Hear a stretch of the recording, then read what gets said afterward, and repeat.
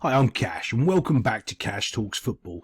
This is where I really should be called Coaches Football, where I give you a technical analysis and a breakdown of all the goals scored today. I'm doing Argentina against Canada. Using my over 20 plus years coaching experience, I'll give you a little bit of a different insight into the world of football instead of these idiot pundits on TV that generally get things wrong and don't know what they're talking about. So today we're just going to show Argentina against Canada. It was an interesting game. I don't know if any of you watched it at Copa America. Canada aren't that bad of a team, but they're still Canada, if that makes sense. They probably could have had 3 goals if they had an actual quality striker up front. They had so many opportunities that they created, they just don't really know how to put the ball in the net box.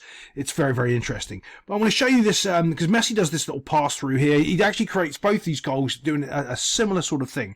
And you can see this pocket of space that he's picking up here. And but what I want you to look at is that there's no one actually up front pushing them back, which is fantastic. But you can see there's a pocket of space there and a pocket of space there.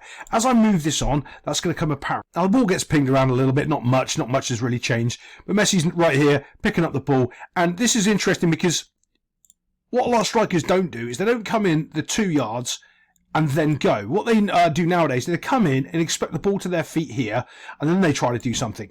And it's much easier when they don't have the ball at their feet. The run-in is just to drag the defender away. You can see, look, drag him in just a couple of yards so you can make that extra space for yourself in behind. And it's quite interesting. Watch this little guy here. He starts pointing to that guy there. So I'm not sure if they actually know what they're doing here because he's pointing to him here. And then what he does is he pulls this run really intelligently. He starts making a run to open up the space for this guy. And then Messi finds him right here with this pass. And the interesting thing about this pass isn't just that he gets it right. It's the weight on the pass that Messi puts on it. He rolls it just perfectly so no one can touch it. Just the Argentina guy right here. I think it's Alexi McAllister actually that gets onto the end of this.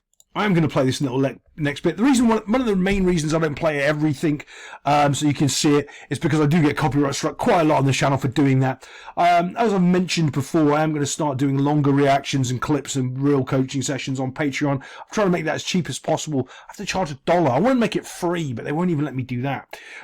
So this guy here, you can see he's pulling over here. So this defender's not sure what to do, but here's the pass coming in, and this is the blind side run coming in here. The keeper's going to clatter him, but the quality of pass here, watch this way of the ball. Do you see how it's slowing down, where it gives the keeper no chance to really come out and collect it, because the pass slows down into that space there. I think this is Alexi McAllister, comes running in on the side of the defender. Now the defender gets caught. If he was actually knew the runner was there, I think he would have defended it a little bit stronger and at 100%. He doesn't defend it at 100%, and then that allows the Argentina player to get in behind him. So if you're making these runs, if you're a forward and you're trying to make blindside runs, you can catch people unaware all the time. But the reason that's happened is because this guy has helped create the space. Look, and that defender hasn't even bothered to go with him, which he should have. Because if he did bother to go with him, they wouldn't have scored this goal. Watch, boom, as he knocks it across, the defender now realises, oh, I should have gone with my runner, and he just gets to tap into the net box. It's that simple. Well, it's not that simple. There's 2 really good runs, but a quality pass that makes that goal. Let's get on to the next goal and see what we can find. So this goal starts from way back here in the keeper. But I want you to watch what Canada are doing here, because they're actually doing a really good job. There's 3 of them pressing the ball, and he closes this distance and makes it awkward. You saw how far back he was, but he's pressuring so fast. He's there. All this guy's able to do is take a touch and turn, and then when he looks up, there's no real pass on. Why? Because someone has been smart, and they're stopping his options there. But this is Argentina. They are a bit good at the football. So he ends up playing a ball out here, missing out the keeper. Fantastic, because he obviously realised there's no one from Canada land over this side of the field. So he just gets to dink the ball over the top. But as he does, this guy now starts reading it. Oh, sorry, not him. Look how far back this guy is. Oh, my goodness. This is quality. I think this is the guy that ends up getting there and putting him under pressure. But this is what the difference of quality is. He's letting the ball bounce. He knows he's under pressure. But unfortunately, the other Canada guy doesn't go quick enough to stop his outlet. And then what they end up doing is basically playing one-touch football all the way down before they break here. Okay? So all it does is donk it on, donk, gets taken out, but all they do now is dink the ball 1, 2, 3 between the 3 of them, because no one is quite close enough. Because of course these runs that they were given to pressure the ball is all well and good, but they're called reactive runs. They're reacting to the pass, and there's no one else trying to okay, so Let me break it down properly for you. So what you're really looking to do is create a pressure pocket, like a pressure pocket to win the ball. So you're not just pressuring here for no reason and pressuring here for no reason, because you're setting up to win the ball somewhere else on the field. That's not what Canada Land have done. They've done the first part right, they've done the second part right, they're pressured. So when it comes to the third part to win the ball, they haven't got the pressure pocket right, because look, these guys are all too far away to actually do that. So the pressing is kind of useless. And that's when you hear a lot of people, well, they're pressing for no reason, because you can get caught out. And that's exactly what happens here. The ball's just headed on, flicked over, and now this guy just gets to run off down the wing. And I'm going to show you what Messi does to create some space, which is something I put on a little short video. You can go watch that. And you can clearly see now 1, 2, 3, 4, 5, 6, maybe 7 players of Canada Land can be completely taken out of the play by that little quick one-touch football.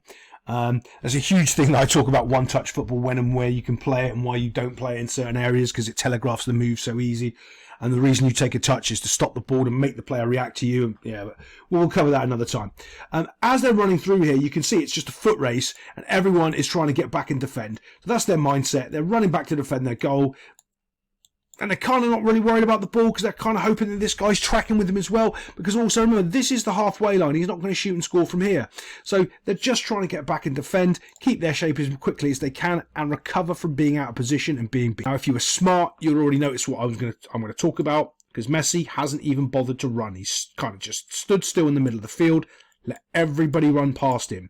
And what ends up happening is, as they all run past him, he just ends up being in a massive pocket of space, which is perfect. And that comes down to other players. Well, he can't really go. He has to stay there.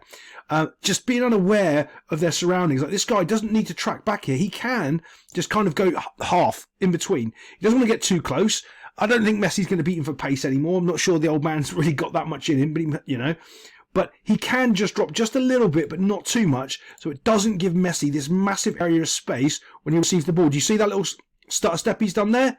He wasn't aware that this guy could receive the ball right there. Now he can. And this is the problem. Do you see the bad defending here? He is worried about him and not going to the ball. The amount of times I say this is unbelievable. If he's gone to pressure the ball there, this pass couldn't have happened. But everybody backs off and lets Messi run from about there to about there, and then gets to play this pass. You do not care about this player, because the ball is the most important thing. If you put pressure on him, okay, I know this is a bad example because it's Messi, the player might make a mistake. But if you don't put pressure on the ball, he gets to pick his spot and do what he wants, which he does. Again, look at the weight of that pass. Boom.